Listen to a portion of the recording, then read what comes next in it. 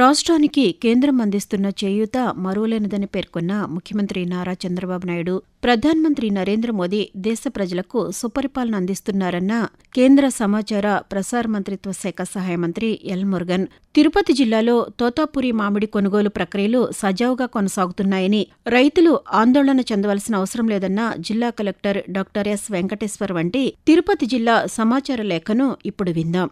రాష్ట్రానికి కేంద్రం ప్రధాని నరేంద్ర మోదీ అందిస్తున్న చేయూత మరువలేనిదని ముఖ్యమంత్రి నారా చంద్రబాబు నాయుడు తెలిపారు.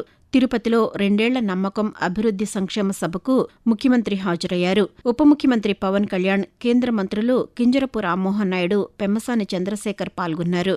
ఈ సందర్భంగా ముఖ్యమంత్రి మాట్లాడుతూ, పాలకులుగా కాకుండా సేవకులుగా పనిచేస్తామని అన్నారు. ఓట్లేసిన ప్రజల నమ్మకాన్ని నిలబెట్టుకుంటామని, విధ్వంసమైన వ్యవస్థలను గాడిలో పెట్టామని అన్నారు. ఎన్డీఏ ప్రజాప్రభుత్వంతోనే రాష్ట్రంలో శాంతి భద్రతలను కాపాడుతున్నామని అన్నారు. Polavaram, Amaravati, Visakha steel plant, railway zone సహా వివిధ అంశాల్లో కేంద్రం అండగా నిలిచినందుకు ధన్యవాదాలు తెలిపారు. కేంద్ర సమాచార ప్రసార మంత్రిత్వ శాఖ సహాయ మంత్రి ఎల్ మురుగన్ తిరుమల శ్రీవారిని దర్శించుకున్నారు. వీఐపీ విరామ సమయంలో స్వామి సేవలో పాల్గొని మొక్కులు సమర్పించుకున్నారు. అనంతరం ఆలయం వెలుపల కేంద్ర మంత్రి మీడియాతో మాట్లాడుతూ, దేశంలో నరేంద్ర మోదీ సుపరిపాలన అందిస్తున్నారని చెప్పారు. నేటితో 4,405 రోజులు మోదీ పాలన పూర్తయిందని, విజయవంతంగా 12 సంవత్సరాల పాటు దేశాన్ని వికసిత్ భారత్ వైపు నరేంద్ర మోదీ నడిపించారని అన్నారు. ప్రధానిగా నరేంద్ర మోదీ సంక్షేమ సుపరిపాలనతో దేశంలోనే రికార్డు సృష్టించారని, వినియోగదారుల వ్యవహారాలు, ఆహార ప్రజా పంపిణీ, పునరుత్పాదక ఇంధన శాఖ మంత్రి ప్రహ్లాద్ జోషి అన్నారు.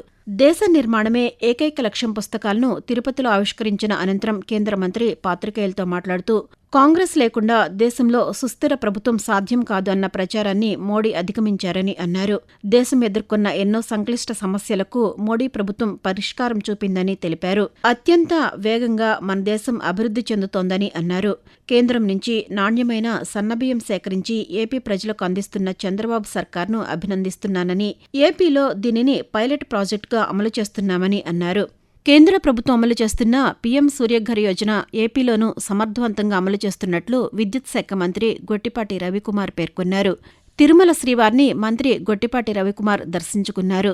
అనంతరం ఆలయం వెలుపల పాత్రికేయులతో మంత్రి మాట్లాడుతూ, ఏపీలో ఎస్సీ, ఎస్టీల్లో సుమారు 6 లక్షల మందికి పీఎం సూర్యఘర్ యోజన అమలు చేస్తున్నట్లు చెప్పారు.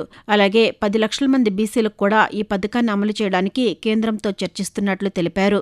తిరుపతి జిల్లాలో తోతాపురి మామిడి కొనుగోలు ప్రక్రియలు సజావుగా కొనసాగుతున్నాయని, రైతులు ఎలాంటి ఆందోళన చెందవలసిన అవసరం లేదని జిల్లా కలెక్టర్ డాక్టర్ ఎస్ వెంకటేశ్వర్ తెలిపారు. తిరుపతి జిల్లా శ్రీకాళహస్తి ఆర్డీఓ భానుప్రకాష్ రెడ్డితో కలిసి తిరుపతి జిల్లా రేణిగుంట మండలంలోని వర్ష ప్రాసెసింగ్ యూనిట్ను సందర్శించిన కలెక్టర్ కొనుగోలు ప్రక్రియలు, ధరల అమలు, రైతులకు అందుతున్న సేవలపై సమగ్రంగా సమీక్ష నిర్వహించారు. ఈ సందర్భంగా కలెక్టర్ మాట్లాడుతూ, గతేడాది అధిక దిగుబడి కారణంగా రైతులు ఎదుర్కొంటున్న ఇబ్బందులను దృష్టిలో ఉంచుకొని ప్రభుత్వం రైతులకు మద్దతు కల్పించిందని అన్నారు. విద్యను వ్యక్తిగత అభివృద్ధి కోసం కాకుండా సమాజ శ్రేయస్సు కోసం వినియోగించాలన్నారు రాష్ట్ర గవర్నర్ అబ్దుల్ నజీర్. తిరుపతి శ్రీ వెంకటేశ్వర విశ్వవిద్యాలయంలోని శ్రీనివాస ఆడిటోరియంలో జరిగిన 63, 64, 65, 66, 67, 68వ స్నాతకోత్సవంలో గవర్నర్ ఛాన్సలర్ హోదాలో హాజరయ్యారు. మొత్తం 6 స్నాతకోత్సవాలను ఒకేసారి ఎస్వీయూ నిర్వహించింది. అలాగే 52 మంది విద్యార్థులకు బంగారు పతకాలు, మొత్తం 12,141 మంది విద్యార్థులకు పట్టాలను ప్రదానం చేశారు. ఈ సందర్భంగా గవర్నర్ మాట్లాడుతూ, గ్రాడ్యుయేషన్ పూర్తయింది అంటే ఇంతటితో విద్య పూర్తయినట్లు కాదని, ఇదే యువత కలలను సాకారం చేసుకునేందుకు ఆరంభమని చెప్పారు. రాష్ట్ర వ్యాప్తంగా ఉన్న బీసీ హాస్టళ్లు, గురుకులాల నిర్వహణలో ఆరోపణలకు, విమర్శలకు తావివ్వకుండా నిర్వహించాలని రాష్ట్ర బీసీ, చేనేత, జౌళి శాఖ మంత్రి ఎస్ సవిత ఆదేశించారు. ఆప్కో, లేపాక్షి షోరూముల్లో అమ్మకాలు పెంచాలని, చేనేతలకు, హస్తకళాకారులకు రోజు ఉపాధి కల్పించాలనేది కూటమి ప్రభుత్వ లక్ష్యమని స్పష్టం చేశారు. తిరుపతిలోని పద్మావతి గెస్ట్ హౌస్లో బీసీ సంక్షేమ, ఆప్కో, లేపాక్షి అధికారులతో మంత్రి సమీక్షా సమావేశం నిర్వహించారు. ఇప్పటి వరకు తిరుపతి జిల్లా సమాచార లేఖ విన్నారు. రచన ఎన్ జగదీష్, ఆకాశవాణి తిరుపతి జిల్లా ప్రతినిధి. వ్యాఖ్యానం షేక్ మస్తాన్బీ. సమర్పణ ప్రాంతీయ వార్తా విభాగం, విజయవాడ కేంద్రం.